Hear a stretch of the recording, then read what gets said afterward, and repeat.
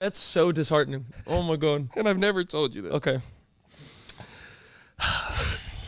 Ready? We listen and we don't judge.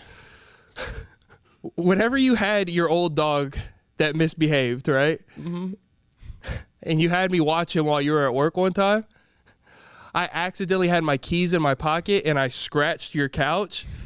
And when you got back, you thought it was him, and I just let him take the fall for it all these years. But it was 100% me and my keys.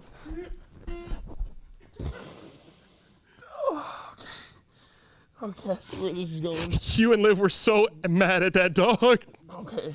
And I felt so bad.